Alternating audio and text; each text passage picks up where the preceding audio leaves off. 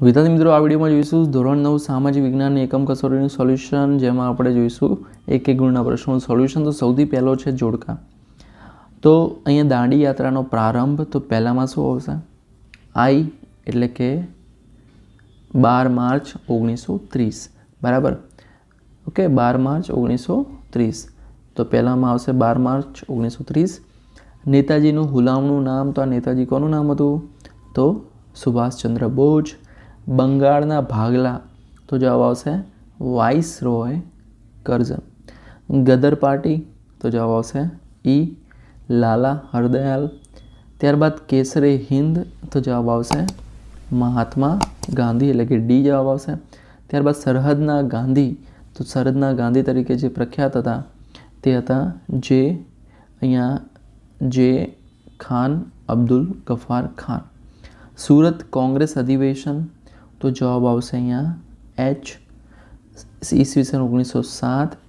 ગાંધીજીના રાજકીય ગુરુ, તો જવાબ આવશે અહીંયા એફ ગોપાલ કૃષ્ણ ગોખલે. હિન્દ છોડો આંદોલન, તો અહીંયા જવાબ આવશે એ. Okay, 8 August 1942. પ્રથમ ગવર્નર જનરલ, તો પ્રથમ ગવર્નર જનરલ હતા આપણા માઉન્ટ બેટન.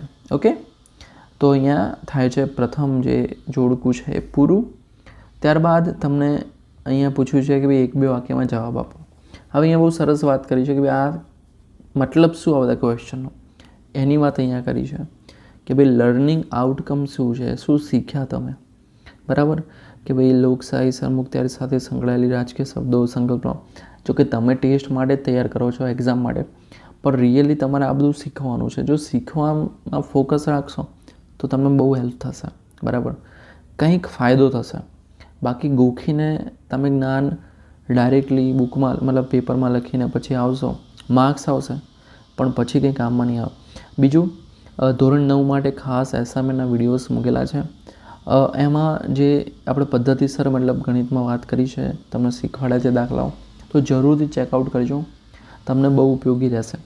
હવે જોઈએ 1-2 વાક્યમાં જવાબ લખો. સર્વોચ્ચ અદાલતના ન્યાયાધીશની નિમણૂક કોણ કરે?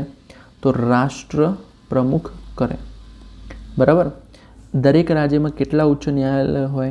તો એક જ હોય. ત્યારબાદ લોક અદાલતને કોની અદાલત કહેવામાં આવે છે?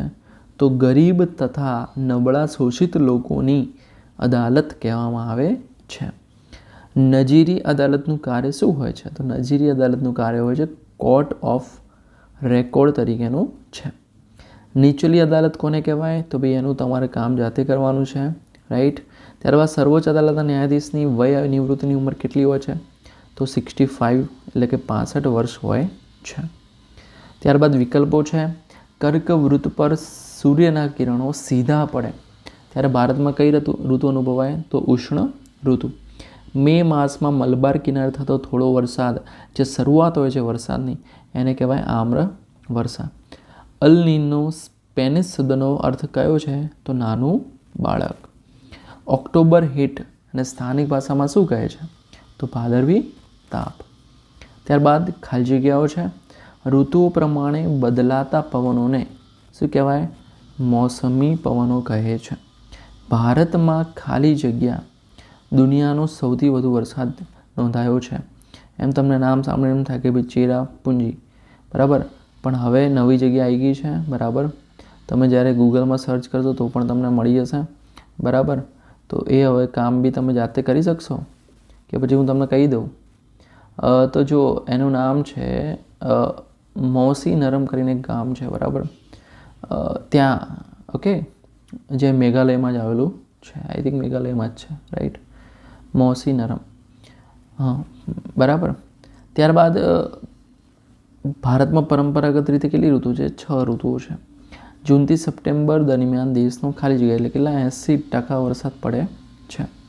ત્યારબાદ 2-2 ગુણના શબ્દો પ્રશ્નો છે. ભાઈ રોલેટ એક્ટને કાળો કાયદો કેમ કીધો? બધા આઈએમપી છે, બરાબર. 10 પ્રશ્ન છે પણ બહુ મહત્ત્વના છે, એકવાર તૈયાર કરી લેજો, બરાબર. તમને બહુ ઉપયોગી રહેશે તમારી એક્ઝામ જે હમણાં આવી રહી છે, સેકન્ડ એક્ઝામ, એના માટે. હું આઈએમપી બનાવી સ્પેશિયલી તમારા માટે જે મહત્ત્વના છે એ પ્રશ્નો, તો એના માટે પણ ચેનલ સબસ્ક્રાઈબ કરી લેજો. ડિસ્ક્રિપ્શનમાં તમને વોટ્સએપ ગ્રુપની લિંક આપેલી હશે, એ પણ જોઈન કરી લેજો. ત્યારબાદ પ્રશ્ન 3 છે 9 ગુણના, મતલબ 3 ગુણના પ્રશ્નો છે. ઓકે, આ 10 ક્વેશ્ચન્સ છે આમાંથી, જેમાં જો હું તમને કહું ને આઈએમપી હમણાં જ વાત કરેલી કે ભાઈ ચલો બીજી પરીક્ષામાં આ કાળા કાયદાવાળો આઈએમપી છે, જલિયાવાલા બાગનો હત્યાકાંડ આઈએમપી છે. પછી ઓકે, 6થો ક્વેશ્ચન મહત્ત્વનો છે, 7મો, ઓકે 9મો, પછી આમાં મોસમી પવનોવાળો,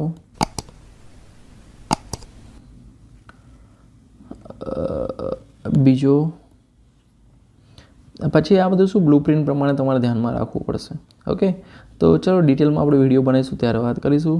ત્યારબાદ પ્રશ્ન 4 ગુણના પ્રશ્નો, જેમાં આ ચોથો જે છે બહુ મહત્ત્વનો છે. બરાબર, તો વિદ્યાર્થી મિત્રો ફરી મળીએ નેક્સ્ટ સ્ટુડિયોમાં.